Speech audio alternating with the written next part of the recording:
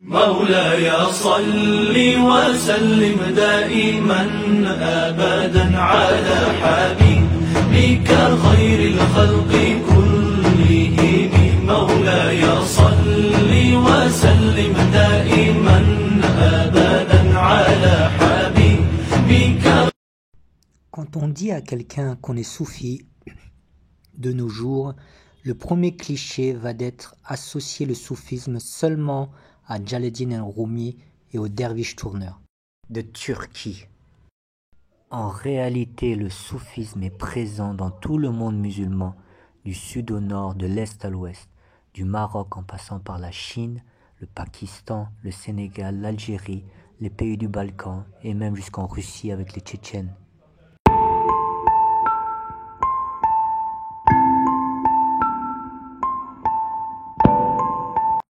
La seconde réaction qu'aura la personne quand on lui dit qu'on est soufi sera une sorte de waouh d'admiration, notamment des catholiques, des bouddhistes ou des spirituels comme les suiveurs du yoga ou de l'hindouisme, et considérant que le soufisme est différent de l'islam, comme si les soufis étaient extérieurs et étrangers à l'islam. La phrase type sera « le soufisme c'est autre chose que l'islam ». Pour eux, l'islam est souvent synonyme d'un rigorisme emprisonnant, alors que le soufisme est une lumière où tout est libre car tout est Dieu.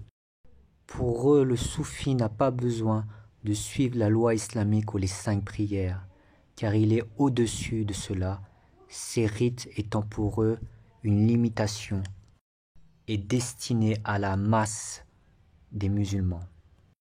La majorité des gens pensent aussi qu'il y a une fragmentation entre les imams de la loi islamique et les soufis, comme si les imams de la loi islamique persécutaient les soufis et les chassaient, les considérant comme hétérodoxes. Nous allons voir que tous ces clichés sont en réalité faux. Une histoire prophétique ou hadith explique symboliquement et indirectement que le soufisme est en réalité la 3e dimension de l'islam, donc fait partie intégrante de l'islam.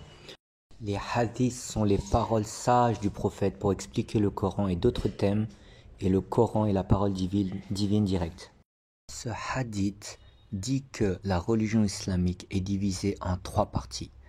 La première partie est l'islam, la soumission, et cette soumission dans la paix de Dieu est divisée en 5 piliers. Le premier pilier est le témoignage de foi. Toute personne qui rentre dans l'islam doit témoigner de sa foi par une simple phrase « Ashhadu an la ilaha illallah wa ashhadu an Muhammadan Rasulullah ». Je témoigne qu'il n'y a de Dieu que Allah et que le prophète Mohammed est son messager. Ensuite, le second pilier est la prière, donc les 5 prières quotidiennes que le musulman doit faire, suivant l'univers et la nature et suivant le calendrier lunaire. Ensuite, le 3e pilier est l'impôt, c'est-à-dire que si une personne a un certain montant dans sa banque qui dort sur une année, il doit en donner 2,5% à un pauvre. Cela permet d'équilibrer entre les riches et les pauvres. Ensuite, le 4e pilier est le mois du Ramadan, où l'ensemble de la communauté musulmane jeûne. Et enfin, le 5e pilier est le pèlerinage à la Mecque, si la personne a les moyens financiers. Donc on peut dire que ce premier aspect est lié au corps du croyant, puisque on fait l'attestation de foi avec la langue, on fait la prière avec le corps et la langue, on donne la taxe avec la main et sur du matériel, l'argent. Ensuite, on jeûne le mois du Ramadan avec le ventre. Et enfin, on va au pèlerinage par un véhicule ou par les pieds. Donc c'est la dimension la plus extérieure et la plus périphérique de l'être humain et de l'islam. À partir de cette première dimension, une science est née en islam qu'on appelle la science de la loi islamique, la science de la sharia ou le fiqh en arabe. Donc par exemple, pour les 5 prières rituelles quotidiennes, cette science de la loi va délimiter des règles Donc ces règles peuvent rendre valable la prière ou la rendre caduque. Donc par exemple, un musulman qui lors des 5 prières prie par exemple nu, rend sa prière caduque et non valable. Donc cela est selon le critère corporel et externe. Ensuite, le prophète Mohammed, paix et bénédiction sur lui, a parlé de la deuxième dimension de la foi, qui est reliée au cœur ou au cerveau en Occident. Donc pour être musulman, on doit croire en 6 choses. Premièrement, croire en Allah, Dieu, qui est transcendantal, au-delà de la forme, du temps et de l'espace, qui n'est pas un homme comme Jésus ou Krishna, et qui n'est pas une statue, on ne peut adorer une statue. Ensuite, croire dans les anges, croire dans tous les livres révélés avant le Coran, donc il y en a 84, dont la Bible, les psaumes, peut-être aussi les Védas et tous les livres qu'on ne connaît pas, qui ont disparu. Croire dans tous les messagers avant le prophète Mohammed, donc il y en a 313, donc les principaux d'Israël qu'on connaît comme Abraham, Salomon, David, Moïse ou Jésus, mais aussi d'autres prophètes que peuvent être peut-être Krishna ou Rama, ou même les 5 empereurs chinois 3000 ans avant Jésus-Christ qui parlaient du vieux ciel. Le vieux ciel peut être un concept qui peut ressembler au monothéisme, car ces grands empereurs avaient la crainte de leur responsabilité face au vieux ciel qui les observait. Ensuite, le 5e principe auquel on doit croire est le jugement dernier, que chaque individu sera devant Dieu et qu'il pesera les bonnes actions et les mauvaises actions. Si les bonnes actions l'emportent sur les mauvaises, il ira au paradis, et dans le cas contraire, il ira en enfer. Enfin, le dernier principe est la prédestination ou le destin, que tout est écrit par Dieu. Ce qui ne signifie pas qu'on doit rester les bras croisés, car on a le libre arbitre. Et à partir de cette seconde dimension est née une autre science appelée la science du dogme, ou en arabe Aqida. Donc par rapport à cette seconde dimension, la prière ne sera pas valable si par exemple au moment où vous la commencez, vous dites Allahu Akbar et vous pensez que Allah est par exemple Jésus ou Krishna. Ou vous visualisez par exemple une statue d'un dieu hindou comme un Ganesh, un éléphant à 8 pattes. Donc selon le dogme islamique, la prière ne peut être acceptée. Car Dieu est absolu et transcendantal au-delà de la forme et des univers. Finalement, le prophète Mohammed a donné la 3e dimension de l'islam en disant une seule phrase. L'excellence, c'est que tu adores Allah, Dieu, comme si tu le voyais, et si tu ne le vois pas, certes lui te voit. Et cette phrase est en relation avec l'adoration directe de Allah et donc de l'esprit. Et à partir de cette phrase est née une science qu'on a appelée soufisme ou en arabe tasawuf. Donc pour la science soufie, ce n'est pas comme la science de la loi. La prière sera acceptée non pas seulement par la forme, c'est-à-dire les gestes comme la prosternation ou la position debout, mais si le soufi est totalement concentré avec Dieu et ne pense pas aux choses de la vie mondaine comme l'argent ou les femmes ou la famille, etc. Donc l'important est la position du cœur et non pas du corps, et la prosternation du cœur. Mais dans le soufisme, les deux sont importants, à la fois le corps et à la fois le cœur, comme un train a besoin de 2 rails. Donc, pour répondre à la question initiale des non-musulmans, la réponse est oui, le soufisme fait partie entièrement de l'islam. Et on va le voir avec ce schéma qui est en anglais, désolé, j'avais pas trouvé un autre. Donc la charia en haut à droite, c'est la partie périphérique, la loi islamique. Ensuite la tariqa, c'est le chemin qui lie la périphérie vers le centre qui est la haqiqa, the inner truth, ce qui est écrit, qui signifie la vérité cachée, la vérité interne cachée. Et cette haqiqa, cette vérité secrète, ne peut être obtenue sans la loi islamique, qui sont les fondements, les racines de l'arbre. Ainsi, les grands soufis ont dit « Celui qui veut obtenir le soufisme sans la loi est comme quelqu'un qui veut planter un arbre en l'air. C'est impossible. » Sans les racines de l'arbre. Et la preuve est que l'ensemble des grands maîtres spirituels soufis ont tous pratiqué les 5 prières rituelles, même Rumi. Comme ici sur la photo, le maître spirituel Shir Nazim de Chypre. Le cheminement soufi doit absolument avoir un guide spirituel, un maître soufi qui doit être un saint accompli, qui a déjà parcouru le chemin comme un guide de montagne qui connaît parfaitement la montagne, comme ici le Shir soufi turc Shir Mahmoud Effendi, ou ici le maître soufi Shir Nazim de Chypre. Donc la différence avec le christianisme est que le saint en islam doit être vivant pour pouvoir éduquer les disciples et éduquer la communauté. Ce sont les héritiers spirituels du prophète Mohammed, paix et bénédiction sur lui, et il n'y a pas d'institution précise qui après leur mort vont décider qu'ils sont des saints. Non, c'est de leur vivant, par leur irradiance, par leur lumière et par leur capacité à éduquer que les gens vont les suivre. Comme ici, le maître spirituel Hamza al-Bouchichi du Maroc. Pour le cliché que l'imam de la loi islamique chasse le soufi et le persécute, cela est totalement faux, comme cette image d'un imam de Sharia, un très célèbre imam de Sharia d'Égypte, qui est avec son maître soufi en train de faire des invocations.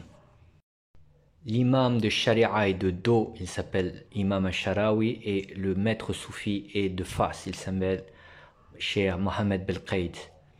Et donc les imams de Sharia sont souvent les élèves des maîtres soufis pour la spiritualité, et parfois les maîtres soufis sont aussi des maîtres de Sharia. La Sharia est la loi islamique. Donc c'est une seule et même famille où chacun a sa spécialité.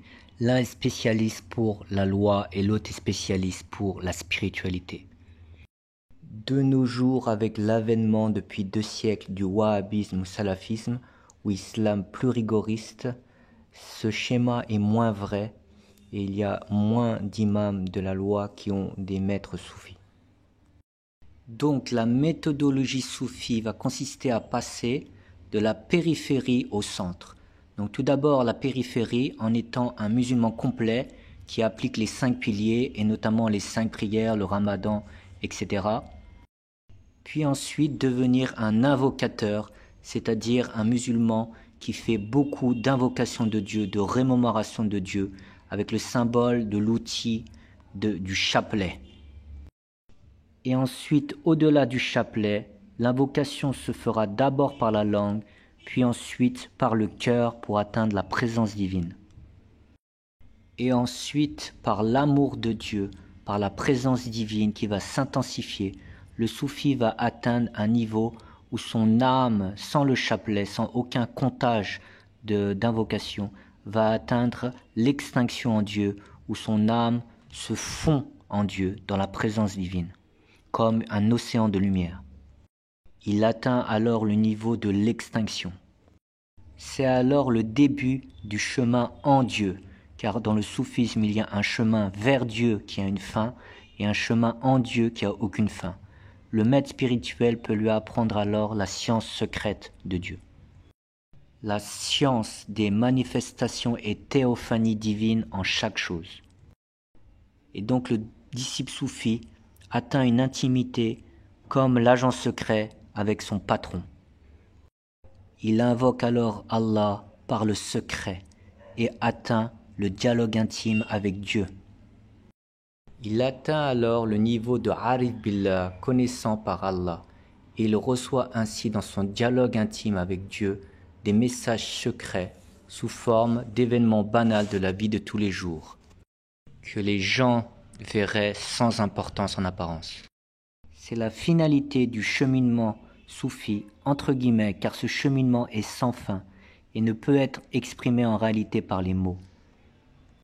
Cela est donc juste un aperçu pour donner une idée. Pour aller plus loin, vous pouvez lire le livre Un saint soufi du XXe siècle de Martin Lynx sur le grand saint soufi Ahmed Alaoui de l'Algérie.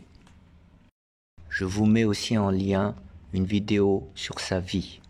Et aussi le livre de Khaled Bentounes, Soufisme, cœur de l'islam, qui est un livre très synthétique et très simple pour comprendre le soufisme.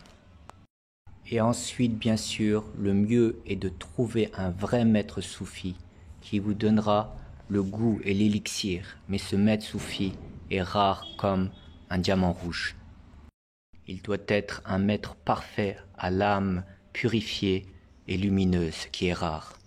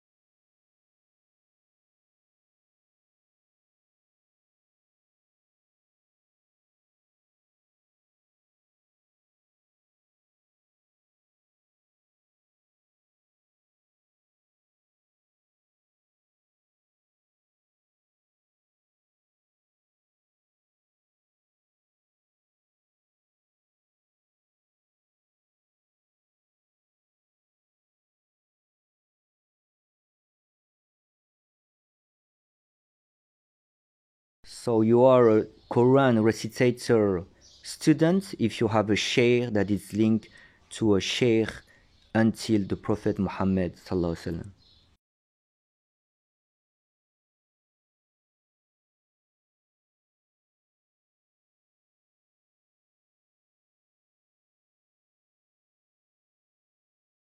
So going to the grave doesn't mean that you are Sufi. A Sufi must have a sheikh, and this sheikh must be linked by the spiritual chain to the Prophet Muhammad sallallahu alaihi wasallam, and must have a very precise program in his spiritual path.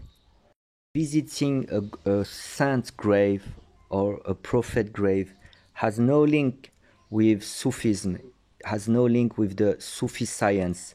It's a question of dogma or the science of Aqidah in Arabic, that we can visit a grave of a saint and read Quran and there will be some barakah, but there is no link with a Sufi spiritual path, or you cannot find any Sufi books talking about visiting grave as a step in the spiritual path. So many people goes to the grave and read Quran, but it's no link with the Sufi path. And some people that are ignorant ask the wali or the saint directly, but it's no link with the Sufi path. It's just people that make it by themselves.